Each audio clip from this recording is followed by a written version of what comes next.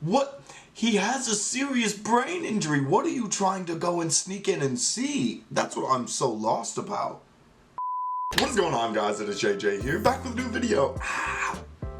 Sorry, we're back with a new video, and today we're going to take a look for the first time ever at the heartbreaking story of Michael Schumacher, one of the best F1 drivers of all time. Some would consider him the GOAT, some would go Lewis Hamilton, some would go Senna. Obviously, the GOAT debate is completely up to you, but we're going to take a look at what happened to him, because I have no clue what happened to him. And Mick Schumacher has become a huge talking point recently in F1 with his success that he's seen at Austria and at Silverstone, and I kind of actually want to know what happened to his dad. I had no clue that it was an accident. So we're going to figure out what happened and sort of the heartbreaking story surrounding it, and maybe surrounding Mick's upbringing. I don't really know. It's kind of bizarre. But anyway, let's get into the story. Let me know what you guys think down in the comments below. It's another Perspective video, so big shout out to Perspective once again. But yeah, let's get into it. As well, guys, you can find the original video down in the description below.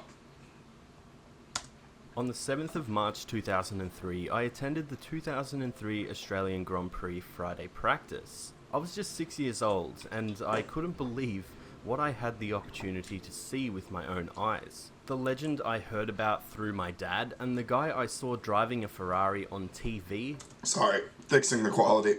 I like that he's going to turn this into like an actual story, rather than just telling me what happened to him. Was on the streets of Albert That's Park, a more personable just approach. 25 minutes away from my house. Michael Schumacher, in my eyes, was a megastar.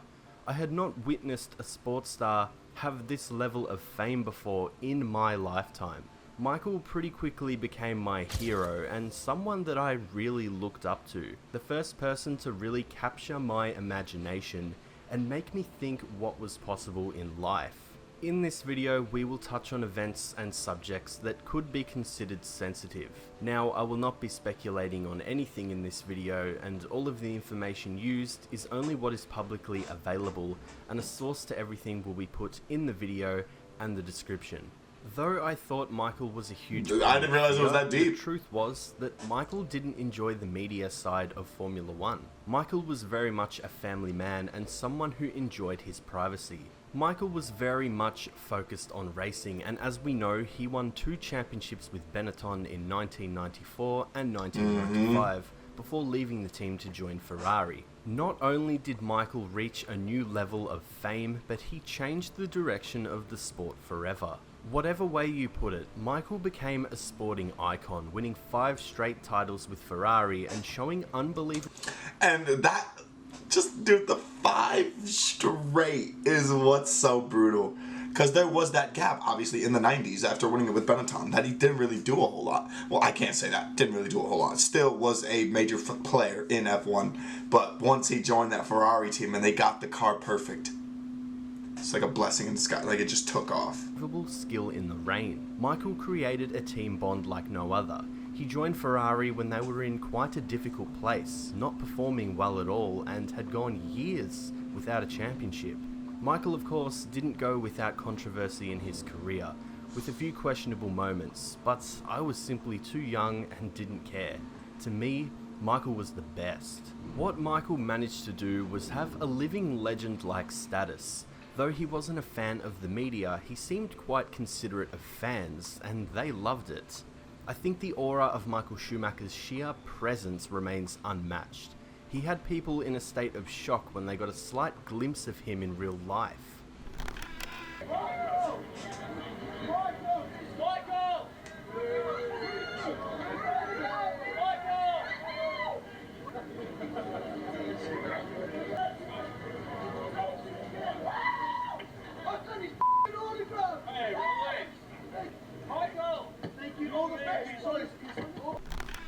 I think the era in which Michael... That was a little cringe. That was a little cringe, not gonna lie. But you know what? We move. Had a lot to do with this. Formula One in the 2000s was very different to what it is today. Run by Bernie Ecclestone, Formula One was very corporate and not as open to fans as it is now. It did have an element of secrecy to it, but the technology and engineering really did do we're by none. Screaming monsters with incredible aerodynamics was something I felt privileged to see. As a young kid, you're questioning what's actually happening in front of your eyes and if any of it is possible. Michael became an icon of Formula One, the face of an entire sport. Michael Schumacher was a household name, and I still believe to this day he's the most famous Formula One driver of all time. Schumacher's stellar run with Ferrari. Who would you guys say is the most famous F1 driver of all time? Because I don't really know off the top of my head. I would say Lewis. Max's notoriety is huge, or at least Verstappen is becoming huge. Senna. I mean, yeah, Senna. I'm not sure. Would come I'm not to really an sure. end in 2006, and he would make a return with Mercedes from 2010 until 2012. A nice final farewell to Michael, and a return I really looked forward to seeing. After Michael's final retirement from Formula One at the end of the 2012 season, he was looking forward to spending quality time with his family, his wife Karina, son Mick, and daughter Gina. Michael was a massive family man, and what better way to enjoy It really does seem like it, though. doing It's really- things it's really you adorable. love with your wife and kids. It was time for Michael to enjoy the simple things in life that in a way he craved for years.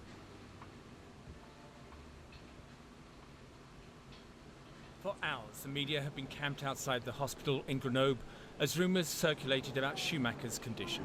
Schumacher, a keen skier, had been skiing off-piste with his son when he fell and hit his head on a rock. He was said to be wearing a helmet at the time. Wow. On the 29th of December 2013, With Mick Schumacher present?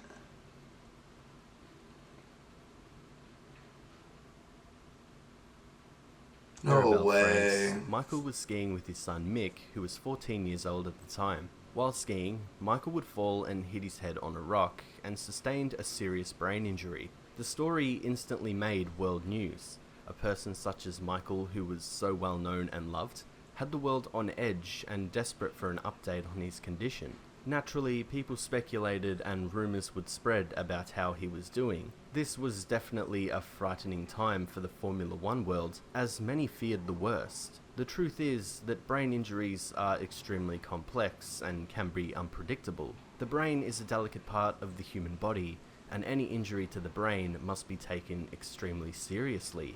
Michael was airlifted to That's Grenoble NFL Hospital talk. where he underwent surgery. With media and some fans anxiously waiting outside the hospital, a statement from Jean-Marc Grenier read, "Mr. Schumacher was admitted to the University Hospital in Grenoble at 12:40 following a skiing accident. On his arrival, he was in a coma. He was suffering from serious brain trauma.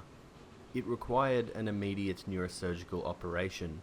He remains in a critical condition." The severity Wow. of the accident Wow. was extremely worrying, and with official updates from the hospital and Michael's agent Sabine Kem, the Formula One world was on edge. A man who was face to face with danger throughout his whole career had the worst luck imaginable on that day in 2013. It was now his condition was critical, and Michael was fighting Critical for his life. and As time went on probably and fighting for his life desperation at by that some rate. journalists grew, Sabine Kem told the media that a journalist disguised themselves as a priest and attempted to gain access to Michael Schumacher before being found out by security and rightfully removed. Things like this were quite despicable to hear, but as we'll find out later on, it just got worse. During that What? He has a serious brain injury. What are you trying to go and sneak in and see? That's what I'm so lost about. Like, what do you want? He's not gonna autograph anything for you. He's not gonna like love you for being there. Like, what is same the press goal of that? conference, Sabine told the media, "Michael's condition has been carefully supervised throughout the night. The condition remained stable overnight and this morning. That is for the moment. Michael's injury is heavy. The overall situation is critical, but for the moment, and I don't want to go into any further medical details, the situation is stable, which is good news for today." In June 2014, Schumacher was transferred from the Grenoble Hospital to the Lausanne University Hospital in Switzerland. Michael showed some small signs of improvement and consciousness, which was a positive update for all to hear. Sabine Kem would tell the media, "Michael has left the Grenoble Hospital to continue his long phase of rehabilitation. He is not in a coma anymore." It had been made clear by the family that Michael's rehabilitation was going to be a long road ahead.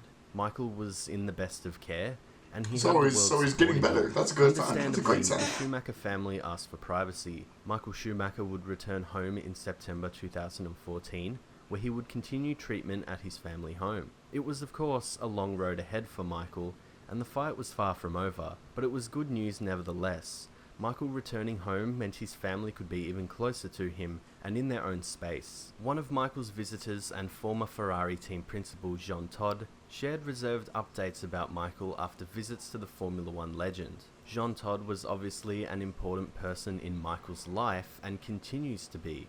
He is trusted by Karina and cares very much for the family and Michael's recovery.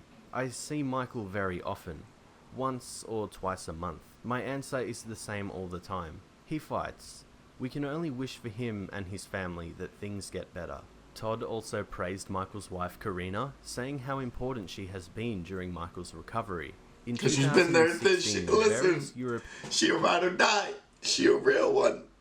She a real one. We love to see that for you, media sir. outlets were offered pictures of Michael Schumacher that allegedly showed him in his bed. The photographer allegedly set the price tag at 1 million euros. The images were allegedly taken by a friend of Michael, though anyone that does something like that is not a real friend at all. Yeah, what the Investigation hell, was launched, man? and prosecutors described this act as a violation of his personal range of life and a breach of privacy. The identity of the person who did this, from what I can find at least, remains unknown. As the years went by and Michael's condition remained very much private, the reality of ever seeing Michael publicly again began to fade, and with his own son Mick winning championships in the junior categories, while being in the Ferrari Driver Academy, Mick would secure a Formula One drive with Haas for 2021. On the 15th of December 2021, the documentary Schumacher was set to be released on Netflix. The film would focus on Michael's life and his incredible Formula One career. The film would also feature private home videos supplied by the Schumacher family. The film was very much highly anticipated as fans eagerly awaited a possible update on Michael's condition and an Which do we need to watch the Schumacher documentary? We might have to. We might have to on the channel. We might need to insight see into that. his private life and how he became one of the greatest drivers the sport has ever seen. The excitement and hype around the documentary once again proved to me how loved Michael still is and how the world remains fascinated by him. The film was well received, with never before seen footage painting a great picture of who Michael was away from the track. We got We an love insight that. We into do love his to see that. dedication to racing, his extreme work rate and desire not to just win championships, but dominate the sport. It made for some really incredible viewing. With about 15 to 20 minutes of the documentary left, the family talked about Michael's life now and how they are honouring his privacy, which was always his wishes. What a beautiful family. Honestly, Hearing It's Michael's so- family it's so talk about disheartening, him though, to was sort of hear sometimes this. hard to hear, but it was a well-needed, gentle update. And I commend the family for doing so, as it would have been extremely difficult, and they It's never extreme, really it had to sounds in the extremely first difficult. place. Karina talked about the accident being really bad luck. All the bad luck anyone can have in life.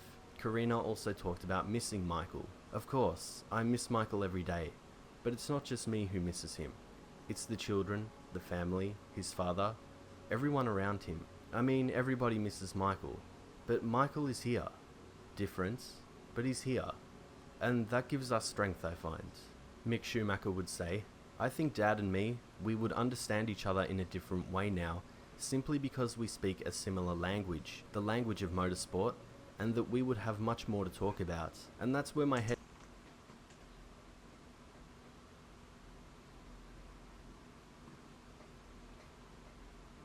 This part hurts. That most hurts. of the time, thinking that would be so cool. I would give everything up just for that. Those words alone painted a picture in itself. That just As gave me Karina goosebumps. said, That just gave me Michael is mad different goosebumps. now. He continues to fight, and the family are simply protecting Michael.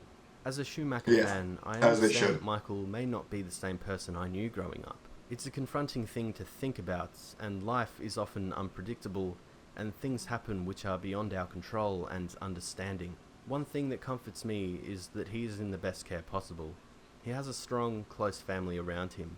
Mick Schumacher said it best. It's unfair. Seeing Michael at race weekends supporting his son would be incredible, and that is something that unfortunately we Maybe have one missed out day. on. Michael inspired Maybe one people day. all across the world. He changed my life directly. The reason I love Formula One so much is because of him. He is the reason I'm hooked on this sport, and why I make YouTube videos. Not seeing him publicly for 8 years is so unfortunate, and it is very saddening. Of course, And just to see him sort of not get to see his true legacy, which is his son, succeed. We are witnessing the succession of Michael's son Mick, and he's not getting to talk to his dad about not getting to celebrate. Like, that is the disheartening part, and it's almost like Michael's dead. Not that he is, and not that I would ever want him to be, but that's like, I mean, yeah. But anyway, let me know what you guys think.